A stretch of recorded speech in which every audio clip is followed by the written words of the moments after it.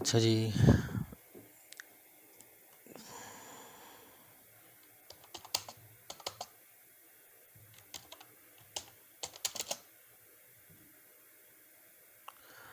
अच्छा, last time जो हमारे मल्टीपल कमांड्स हुई थी यूज़, अब उसके बाद कुछ जो कमांड्स रह गई थी उसके बारे में ज़रा इस्तेमाल करना सीख लेते हैं। वाह अकबर। अच्छा, लास्ट टाइम जब हमने कमांड्स वगैरह यूज़ की थी उसमें सर्कल था, मिरर था, कॉपी की कमांड थी, एक्सटेंड थी, फ्लिट था, ट्रिम की कमांड थी, ब्रेक थी, जॉइन की कमांड थी। ये सारी हमने कमांड वगैरह यूज़ की थी, रीजन वगैरह थी। अब कुछ मज़ीद जो बाकी कमांड्स हैं हमारी वो हम इसमें यूटिलाइज़ करेंगे। अच्छा, एक कॉपी की कमांड हम यूज़ कर लेते हैं। फॉर एग्जांपल मैंने एक रेक्टेंगल बनाया, आउट ऑफ प्रोपोर्शन कुछ भी बना दिया मैंने। मिरर की कमांड तो हमने मालूम करी थी कि मिरर की कमांड में जैसे कि ये एक ही जो है हमारा क्या नाम है मॉडल या ऑब्जेक्ट, हम इसको दूसरी जगह पैरेलल पोजीशन पर कॉपी चाहते हैं कि जैसे एक जगह पर है उसी के सामने जो है ना वही चीज़ पोजीशन सामने आ जाए कॉपी होके, तो वो मिरर की कमांड से होती है। और मिरर की कमांड में दूसरा ऑप्शन भी था कि हम मूव कर दें उसकी पैरेलल जगह पर, तो ये भी हमने सिखाया था। अच्छा, इसी तरह से एक और ऑप्शन है एक कॉपी का। अच्छा, मिरर में तो फेस बाई आमने सामने हो जाता है ना, जैसे कि मिरर फेस हो जाता है, चेहरा सामने खड़ा हुआ है, जैसे कोई इंसान शीशे के सामने खड़ा हुआ है तो अक्स उसका सामने उसी फेस पर ही आ रहा होता है, तो मिरर की कमांड का मकसद भी वही है। अच्छा, कॉपी की कमांड CO या CP बहुत आसान है। सेलेक्ट ऑब्जेक्ट, फिर आपने राइट क्लिक करना है और आपने जितने भी कॉपी करनी है आपने कर दिया उसको। अब ये क्या है, जिस पोजीशन में आपका मॉडल है या ऑब्जेक्ट है वो उसी पोजीशन में जो है ना वो जहाँ पर भी कॉपी करना चाहेंगे वो कॉपी करेगा। इसकी शॉर्ट की है CO और CP, ठीक है। अच्छा, फिलेट की कमांड बता चुका था, तो एक कमांड आती है मूव की, M स्पेस, जस्ट M और स्पेस करना है, हमें मूव की कमांड लग जाएगी। अब जैसे कि मेरा ये ऑब्जेक्ट है, मैं चाहता हूँ इस पोजीशन हट के यहाँ पे आ जाए। अब मैं पॉइंट टू पॉइंट बुलाना चाह रहा हूँ कि ये वाला हिस्सा जो है ना इसका उठ के इस जगह पर आ जाए, तो क्या करूँगा, सेलेक्ट ऑब्जेक्ट किया, फिर पिक पॉइंट किया, फिर मैंने लेके जाके अब दूसरा जो हमारा जहाँ डेस्टिनेशन है वहाँ जाके रख दिया इसको। इस तरह से कॉपी हो गया और कुछ जगह मूव हो गया मतलब। और कुछ ऑप्शन ऐसा होता है कि भाई हम इसको मतलब अनआइडेंटिफाइड जगह पे हमने रखना है। अब कोई काम है भाई हमें डिस्टर्ब कर रहा है, इसको साइड में करके रखते हैं, बाद में हम काम करेंगे। तो सेलेक्ट ऑब्जेक्ट कर लिया, फिर क्लिक करके मूव की पोजीशन ली, F8 कर दें। F8 से क्या हमारा जो है रैंडमली कहीं पर भी मूव कर सकते हैं हम इसको। ये हो गया हमारा मूव की कमांड। अच्छा, एरे, फॉर एग्जांपल अब एरे की कमांड बेसिकली हम यूज़ करते हैं स्टेयरकेस जब बनाना होता है ना, बेसिकली इसी चीज़ में हमने यूज़ करते हैं स्पायरल स्टेयरकेस वगैरह का, ये डबल स्टाइल भी आती है स्टेयरकेस उसमें। अच्छा, स्टार्ट लिए हम पहले लेंगे भाई कोई भी एक सर्कल ले लिया। अच्छा, सर्कल लेने के बाद हमने फिर लेनी लाइन की कमांड। अच्छा, एरे के लिए जैसे हम स्ट्रेट्स बना रहे हैं तो उसके लिए हम क्या करते हैं, पहले इस सर्कल का भी सेंटर, ये बीच में प्लस आ रहा है ये सेंटर है इसका, इसको लाइन सेलेक्ट करी और इसका बिल्कुल स्ट्रेट जो है ना हमने एक डायमेंशन लाइन लगा दी, पूरी एक लाइन की कमांड से लाइन लगा दी। इसके बाद हमने लगानी एरे की कमांड। एरे की शॉर्ट की है AR स्पेस। जब ए स्पेस ये कमांड लगाएंगे तो यहाँ पर आपको एक अलग से विंडो ओपन मिल जाएगी। अब इसमें हमारा रेक्टेंगुलर एरे जो है ना इसका हमारा कोई काम नहीं होता, ये हमारे यूज़ में आती ही नहीं है। इसमें पॉलर एरिया हमारे काम की चीज़ है। इसे पॉलर एरिया में टिक किया, फिर सिलेक्ट ऑब्जेक्ट। अब ऑब्जेक्ट क्या है हमारा, ये है लाइन, इसको हम चाहते हैं कि घूम जाए, इसकी मल्टीपल कॉपीज़ हो जाए इसकी इस सराउंडिंग के अंदर ही। तो हम इस लाइन को सिलेक्ट करेंगे, राइट क्लिक, अब इसको पिक सेंटर पॉइंट देना है। अब सेंटर पॉइंट लाइन का सेंटर नहीं है, सर्कल का सेंटर पॉइंट देना है ताकि जिस पोजीशन ये घूमे। हमने सेंटर पॉइंट क्लिक किया। अब इसमें बताना है हमने कि हमें कितने नंबर्स चाहिए आइटम के। हमने बोले अभी 30 नंबर्स। 30 लिखने के बाद ओके कर दें, तो ये देखें एरे ये बन के आ गए। ठीक है। अच्छा, अब इसके बाद आपका एक कमांड आती है स्ट्रेच की। अमूमन अभी बच्चों ने काम किया है बहुत सारों ने, तो काफ़ी जो है डिस्टर्ब भी रहे हैं कि भाई किस तरह से हम इसको स्ट्रेच करें, क्या करें, मतलब इसके ऑब्जेक्ट कहाँ से पकड़ें या का सिलेक्शन क्या करें। तो उसके लिए मैं आपको बता देता हूँ। अच्छा, अब जैसे कि मैंने एक लाइन के कमांड से मैंने एक ग्राफ बना दिया। आप कमांड स्ट्रेच एस स्पेस। अच्छा, अब इसमें मल्टीपल यूजेस क्या है। अब जैसे कि आप चाहते हैं कि भाई मैं ये लाइन जो है ना, सिर्फ लाइन, इसको बढ़ाना चाहता हूँ। अब तरीक़ेकार दो हैं। एक तो ये है स्ट्रेच की कमांड लेके हमने ऐसा करके आगे बढ़ा दिया। दूसरा एक सीधा साधा एक ऑप्शन ये भी है कि भाई हमने इसके रैंडम सिलेक्शन करी मैशेस के ऊपर, इसका एक मैशेस पकड़ा, यहाँ पे लाके कर दिया। ये भी चीज़ है। बट स्ट्रेच की कमांड में हम जो है क्या कर सकते हैं कि स्ट्रेच अगर हम पॉइंट पकड़ा तो हम इसको डायमेंशन वाइज जो है ना मूव कर सकते हैं। इसमें जैसे मैंने बोला भाई 30 फुट जो है मैं आगे लेके जाना चाह रहा हूँ, 30 फुट लिखा और इंटर कर दिया, तो 30 फुट पे लाके इसने आगे छोड़ दिया इसको। ये चीज़ है। अच्छा, इसमें सिलेक्शन का सबसे ज़्यादा ध्यान रखना है कि हमने कोई भी चीज़ हम जब सेलेक्ट कर रहे हैं तो वो जो रेक्टेंगल जो सिलेक्शन आ रहा है उसके अंदर आ रहा है या नहीं आ रहा। अच्छा, सिलेक्शन के बारे में भी समझना है। जब सिलेक्ट करते हैं हम, सेलेक्ट करके जब ग्रीन वाला एरिया जो बनता है ना हमारा, ग्रीन वाला एरिया में ये होता है इसका निशान, जो जो ग्रीन के एरिया में आ रहा है उन सबको सेलेक्ट कर लेता है। देखें, जैसे ये मैंने किया, इसने सेलेक्ट कर दिया। अब एक और भी चीज़ है, अब राइट क्लिक, मतलब इसमें सिलेक्शन है एक ब्लू कलर में। अब ब्लू कलर वाले में मामला क्या है, जो इस सर्कल इस रेक्टेंगुलर के अंदर आएगी ना सिर्फ पूरी एक फिगर, ये उसको सेलेक्ट करेगा। जैसे अभी आप सेंटर में देख रहे हैं, अभी ये वाली लाइन जो है ये आ रही है पूरी इसके अंदर, तो मतलब ये इसी लाइन को सिलेक्ट करेगा सिर्फ। अब हम चाह रहे हैं कि ये जो पूरा हिस्सा है ना ये मूव होकर ऊपर हो जाए, तो हम क्या करेंगे, ग्रीन वाले एरिया को यूज़ करेंगे। ऐसा सेलेक्ट किया, ऊपर लेके चलेगा। ये हो गई हमारी stretch command. Stretch command dimension पर भी यूज़ होती है। अच्छा, ब्रेक भी हो गई, जॉइंट भी हो गई आपकी। और एक डायमेंशन कमांड, एक तो DLI आपको तो पता ही है, जैसे कि DLI कमांड लगाई हमने तो एक क्या नाम है डायमेंशन वैसे दे दी, सामने फ्रंट पे हमारे पास आ गई। अब एक डायमेंशन की कमांड वो होती है जो हमें सामने लिखा हुआ ना है, सिर्फ हमें मालूम हो जाए। उसके लिए क्या करेंगे, DI डिस्टेंस। अब क्या करना है, अब इसमें डिस्टेंस मालूम कर दी हमने। यहाँ से कोई भी, मैं चाहता हूँ ये वाली जो लाइन है इसकी मुझे डिस्टेंस मिल जाए, कितनी है, लिखा हुआ सामने ना आए, बस मुझे मिल जाए इस चीज़ की। तो उसको 1 पॉइंट और हमारे डेस्टिनेशन पॉइंट, तो इसने ये नीचे जो है यहाँ पर हमें बता दिया इसने कि इसकी डायमेंशन क्या है, 32 फुट 3 इंच। तो ये चीज़ है, ठीक है। अच्छा, इसके बाद हमारी ले ऑन ले ऑफ तो बता दिया, लेयर के बारे में बताना था। अच्छा, लेयर के बारे में फिर आपको न्यू लेयर बनाना सिखाया था आपको। अच्छा, अब लेयर के बारे में और भी डिटेल्स हैं जो मैं आपको भी बताता हूँ।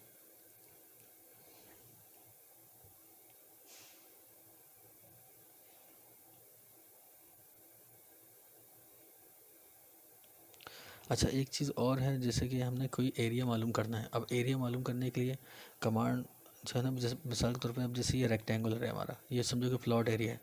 अब हम चाहते हैं ये क्या प्लॉट का हमारा साइड ना क्या नाम है एरिया मालूम हो जाए। फॉर एग्जांपल हम 120 इसका ना रेक्टेंगुलर बना लेते हैं प्लॉट एरिया।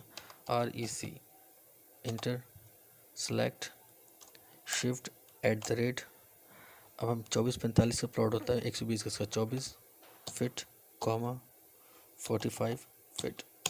अब ये जो है 24/45 का हमारे पास प्लॉट आ गया।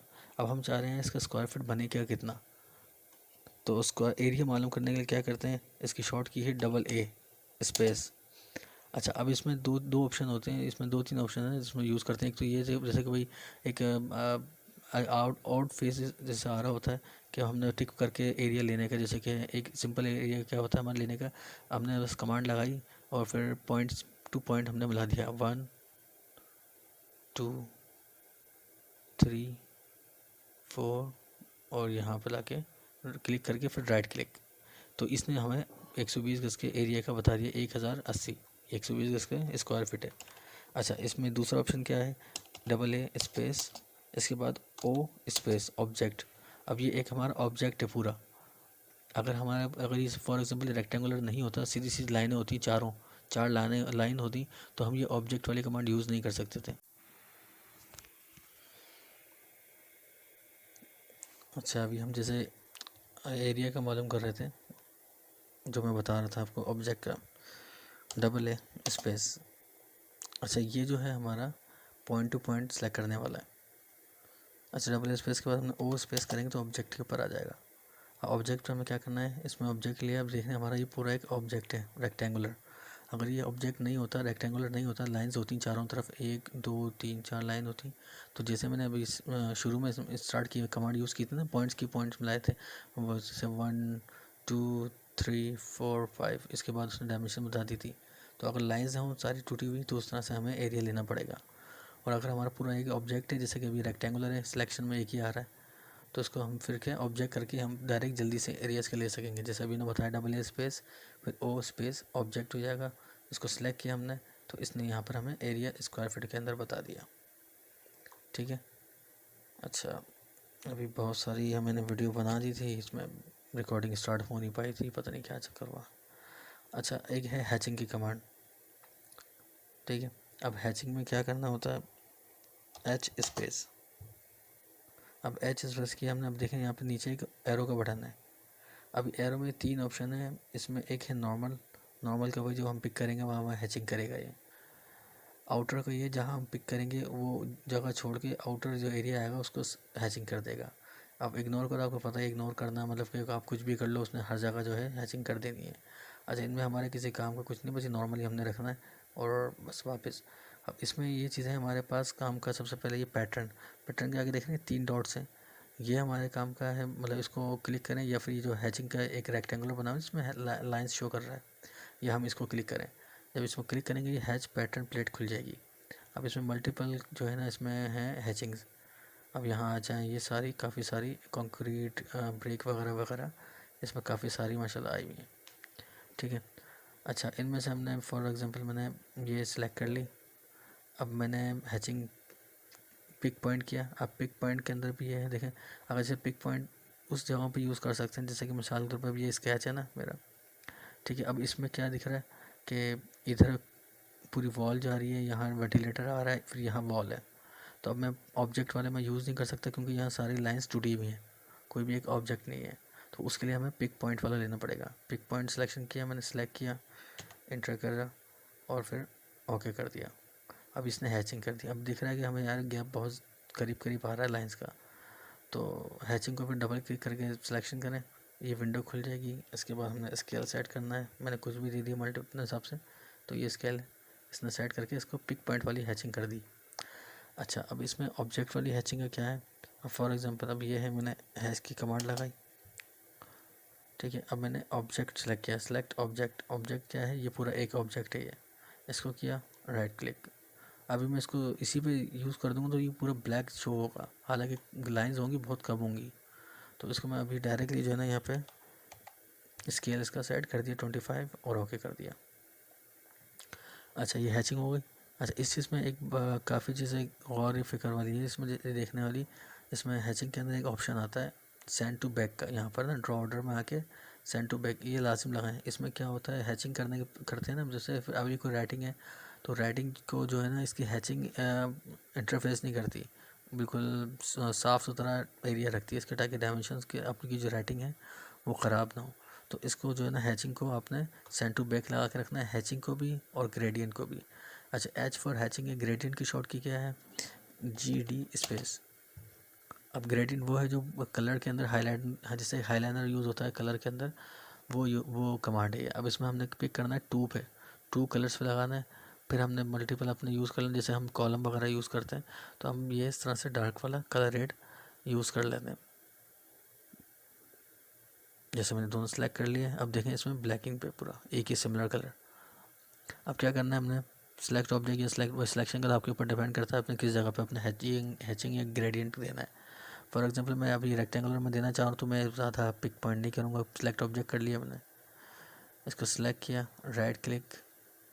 अच्छा, अब ये देखें यहाँ पर सेंड टू बैक करना है इसको। सेंड टू बैक से क्या होगा, अच्छा कॉलम का भी मैं आर्किटेक्चर ड्राइंग देखी होंगी आपने, उसमें ग्रेड्स जो लगी रहती हैं कॉलम की, जब उसके ऊपर कॉलम के सेंटर में से गुजरती है तो हैचिंग के ऊपर से जा रही होती है, मतलब कोई लाइन भी आपको वहाँ से नज़र आ रही होती है, ना कि पूरा ब्लैक एरिया हो उसमें से नज़र कुछ ना आए।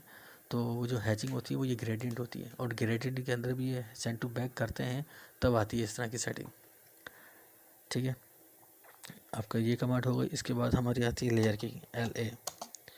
अच्छा, लेयर तो माशाल्लाह आप लोगों को वैसे क्रिएट करने का तो मैंने बता दिया था कि Alt+N दबा दें, या यहाँ से सेलेक्ट करके क्लिक करके अपने ऑप्शन को ओके कर लें। अच्छा, अब इसमें क्या है, अब यहाँ तो मेरे पास तो माशाल्लाह काफ़ी सारी कमांड्स यूज़ हुई हुई हैं, मतलब कि लेयर्स पे काम हुआ हुआ है, डॉट है, डैश है, सारी लेयर्स हमारे पास यूज़ हुई हुई हैं। पर अभी आपके पास जो ड्राइंग होगी, जो आप काम करोगे, उसमें तो ज़ीरो, सब कुछ ज़ीरो होगा, मतलब एक भी लेयर नहीं होगी और ना ही कोई लाइन का सेटअप होगा, सारा कंटिन्यूस हो रहा होगा। अब उसके लिए क्या करना है, अपने एक लेयर बनाई, फॉर एग्जांपल आपने वॉल की लेयर बनाई, वॉल तो आपकी कंटिन्यूस आ गई। अब आप चाह रहे हैं मुझे हिडन लाइन की सेट लेयर बनानी, जो मैंने छत को शो करना है ग्राउंड फ्लोर पे, कि ऊपर छत है और उसको हिडन लाइन में हम शो कर रहे हैं। अच्छा, अब उसके लिए क्या करेंगे, और एक कंटिन्यू एक Alt+N करके एक न्यू लेयर की, उसका नाम लिख दिया हमने हेडिंग या डैश, और कलर दे दिया हमने यहाँ से जो भी देना है हमने, XYZ जो भी कलर दे दिया आपने। उसके बाद फिर ये कंटिन्यूस जो लिखा हुआ है, इस कंटिन्यूस पे क्लिक करें। अभी तो मेरे पास तो ड्राइंग बनी हुई है, ज़ाहिर बात है, जब इतनी सारी मेरे पास ये लाइंस ऑन हुई हुई है। अच्छा, ये सारे लाइंस के मकासद आपको मैं बता देता हूँ। कंटिन्यू लाइन तो हमारे सॉलिड लाइन है, जो हमें यूज़ होती है नॉर्मली स्केचिंग के लिए। अब इसमें ये है डैश लाइन, ये डैश लाइन वही हिडन लाइन जो आपको बताया था, कैंटिलीवर वगैरह जो होते हैं हमारे छज्जा देसी लैंग्वेज में, उसके लिए हमें यूज़ करते हैं, जो कि ये उस मकासद में होता है जैसे कि हमारा हेड IQ लेवल जो होता है ना, हमारा आई लेवल, उससे ऊपर जो हमारी चीज़ें जितनी भी होती हैं वो हम हिडन लाइन में शो करते हैं। मकसद ये होता है कि ऊपर चीज़ मौजूद है, हम उसको डार्क करके नहीं दिखा रहे, बट हाईलाइट करके उसको दिखा रहे कि यहाँ पे ये चीज़ मौजूद है, उसकी मौजूदगी का एहसास दिलाते हैं। अच्छा, इसमें ये देख रहे हैं सेंटर टू लाइन, ये सेंटर लाइन, ये कहलाती है हमारी चेन लाइन, जो हम क्या नाम है किसी भी सेक्शन को काटते हैं ना, सेक्शन में बीच में लाइन लगाई जाती है, क्रॉस करती हुई जाती है, तो उसमें हमारी ये सेंटर लाइन यूज़ होती है। ठीक है, ये डैश लाइन वही है, डिवाइड लाइन भी वही है। अच्छा, डॉट लाइन जो है हम मेंशन करने के लिए लगाते हैं एरिया को, ताकि मतलब स्पेसिफिक, जैसे हम कोई भी ग्रिड लगाते हैं या फिर कोई सेक्शन लाइन में लगाते हैं, तो बीच का गैप जब बड़ा होता है तो उसमें हम डॉट लाइन से शो करवा देते हैं, ताकि कंटिन्यू जॉइंट के लिए। अच्छा, और एक ये जिगजैग लाइन है। अच्छा, जिगजैग लाइन हम आर्किटेक्चर प्लान में या स्केचेस वगैरह में किसी भी कर्टेन को शो करवाने के लिए हम ये जिगजैग को यूज़ करते हैं। अच्छा, इसकी ये सब आएंगी कैसे, यहाँ पर एक लोड का बटन है, इसको लोड के बटन को आप क्लिक करें, फिर यहाँ कहीं पर भी नीचे यहाँ पर आके क्लिक करके, फिर अगर आपने डैश का लेनी है तो डैश पे D दबाएं, उसके बाद ये -2, ये 5x वाला, इसको ले लें। इसको लेने के बाद यहाँ ओके करें। ओके जब करेंगे तो यहाँ पर आपको पास आ जाएगी ये फाइल, ये वाली लाइन जो है ना, ये आपके पास यहाँ पे इस तरह से आ जाएगी। फिर आने के बाद इसको फिर अब यहाँ सेलेक्ट करें, उसके बाद इसको ओके कर दें। ओके जब करेंगे तो फिर ये कंटिन्यूस की जगह आपकी वो डैश लाइन आ जाएगी, और इसी तरह से मल्टीपल आप लेयर्स बना लें। उसके बाद आप इसको अप्लाई ओके करके फिर इसको बंद कर दें। अच्छा, ये हो गया। अब इसके बाद हमारा आता है मकसद, जैसे कि हम प्रिंट स्टाइल जो पेन असाइनमेंट जो होता है वो बनाने का। अच्छा, वो बनाते कैसे हैं, उसके लिए क्या करना होता है, हमने Ctrl+P जो हम प्रिंट के लिए देते हैं। ठीक है, अब हमारे पास प्रिंटर नहीं है तो हमने भाई इसको अपने हिसाब से PDF में रख दिया मैंने। अभी तो मेरे पास पेन असाइनमेंट बना हुआ है, इसलिए प्रीव्यूज़ वगैरह सब हो रहा है, जैसे आप देख रहे हैं रॉयल व्यूज़ का मेरा ये बना हुआ है। लेकिन अगर आपको काम करना है उसके लिए क्या करना पड़ेगा आपको, अभी देखिए मेरे पास जो है यहाँ पे लेयर्स बनाई हुई है पूरी मेरी। इसमें मैं अपने जो स्टाइल यूज़ करता हूँ, मेरा जो स्टैंडर्ड है वर्किंग स्टाइल का, वो ये है। अब देख रहे हैं ये सारी लेयर्स हैं, इसकी यहाँ पे इसकी लाइन की विड्थ ना, इसकी मोटाई जो है पेन के असाइनमेंट की, थिकनेस इसकी दिखा रहा है कितनी थिकनेस है और कितनी थिन है ये लाइन। ठीक है। अच्छा, इसमें 2-3 ऑप्शन होते हैं, वो मैं भी बता देता हूँ आपको। पहले क्रिएट करना सिखा दूँ आपको, वो कैसे करेंगे। इस प्लॉट, अब जब आप प्लॉट स्टाइल जब देंगे तो पहले इस तरह की विंडो आएगी, इसको आप ऐसे ओपन करें। उसके बाद इस जगह पे आए ये plot style table pen assignment, इसको क्लिक करके इसमें विंडो खोलें इसकी। इसके बाद ये न्यू करें। न्यू करने के बाद फर्स्ट स्टेप इसका स्टार्ट फ्रॉम स्क्रैच, इस पर टिक करें, नेक्स्ट करें। यहाँ भी जो भी आपने XYZ नाम देना है वो दे दिया आपने। उसके बाद आपने करना है नेक्स्ट। फिर ये use this plot style table for new and pre AutoCAD 2007 drags, इस पर भी टिक करना है आपने।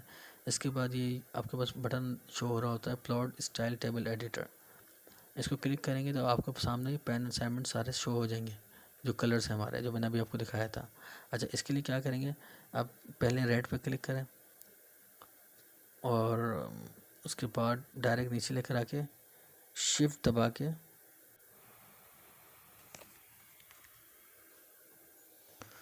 अच्छा, इसमें अभी जैसे मैंने बताया था, राइट कलर को क्लिक करें और इसके बाद शिफ्ट दबा के आपने 255 तक के सिलेक्ट कर लें पूरा।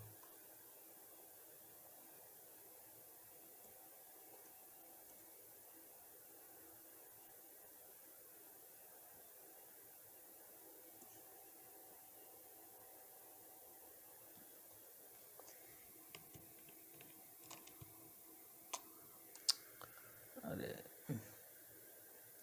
ये सिलेक्ट किया, शिफ्ट दबा के कंप्यूटर मेरा लोड ले रहा है उस वजह से, क्योंकि यहाँ पे मेरा अभी काम रेंडर पे लगा हुआ है। अच्छा, इसके बाद हमने क्या करना है, अच्छा जब सेलेक्ट कर लिया इसके बाद आपके पास ये चीज़ें ऑप्शन देखेंगे आप सामने कलर का। अच्छा, अगर ये इसमें लिखा हुआ यूज़ ऑब्जेक्ट कलर, अगर आप इसको इसी को लगे रह देंगे तो जितनी कलर शो हो रहे हैं ना इसमें, रेड का रेड आएगा, ब्लू जो जिस लेयर पर आपका काम हो रहा होगा उसी कलर के अंदर जो है आपको प्रिंट दे देगा। अच्छा, अमूमन जो है ना ब्लैक एंड वाइट कलर हम यूज़ करते हैं ताकि प्रिंट में आसानी हो जाए, क्योंकि हर कोई जब कलर के मामला होते हैं हर कोई पिक कर नहीं पाता, या लेयर्स जो है ना फिर हमें डार्क डार्क देनी पड़ती हैं। तो बहरहाल फिर हम ब्लैक एंड वाइट ही अमूमन यूज़ करते हैं। तो ब्लैक पे इस पर टिक कर दें, सारे कलर्स जो है ना हमारे ब्लैक पे आएंगे। फिर सिर्फ थिन और डार्क का ऑप्शन होगा लेयर के पास, हिसाब से प्रिंट के अंदर आएगा सिर्फ ब्लैक। हमारे कैट के ड्राइंग के अंदर तो कलरफुल ड्राइंग होगी। अच्छा, ब्लैक कर दिया। इसके बाद आ जाएँ आप ये लाइन वेट, इसको सिलेक्ट ऑल ही रखना है, उसमें अभी कुछ छेड़छाड़ नहीं करनी। इसके बाद हम जाके यहाँ पे 0.05 100 पे सेट कर दें सबको, ऑल को, ठीक है, ताकि कम से कम पतली लाइन आ जाए, थिन सारी लेयर, अगर कोई वैसे यूज़ कर रहे हैं। इसके बाद आपने जो लेयर यूज़ करी है फॉर उसको 1 बाई 1 जो है ना उसको अपने हिसाब से इसकी थिकनेस बढ़ा दें, जो भी आपने रखनी है। फॉर एग्जांपल कुछ भी रख दी हमने, इस तरह बढ़ा के सेव एंड क्लोज करना है और उसके बाद फिनिश कर देंगे। फिनिश करने के फिनिश करेंगे तो उसके बाद आपका जो नाम बनाई होगी वो यहाँ पर इस तरह से शो हो जाएगी। फिर आप उसको ऐसे क्लिक करें, उसके बाद ये पूछेगा assign this plot style table to all layout, तो उसको आप यस कर दें कि हम ये यूज़ करना चाहते हैं, ठीक है। इसके बाद यहाँ आके आपने PDF माइक्रोसॉफ्ट प्रिंट पे कर दें। फिर जो भी आपका पेपर यूज़ करके प्रिंट बनानी है PDF फॉर एग्जांपल वो लेके। अच्छा, अभी जैसे इसमें दिख रहा है ये चीज़, तो यहाँ पे आपको डिस्प्ले दिखा रहा होगा, तो डिस्प्ले को आपने लाना है यहाँ पे विंडो पे। ये फिट टू पेपर नहीं होगा, इसको फिट टू पेपर करना है। फिर विंडो बनानी है अपने कोई भी चीज़ की, जैसे हमने ये विंडो बनाई, ओके कर दी। ये पोर्ट्रेट या लैंडस्केप, ये भी आपने देखना है कि आपका प्रिंट स्टाइल चल किस तरह रहा है, ठीक है। ये करने के बाद सेंटर प्लॉट रखना है अपने, अगर ये नहीं रखेंगे तो साइड में प्लॉट जा रहा होगा।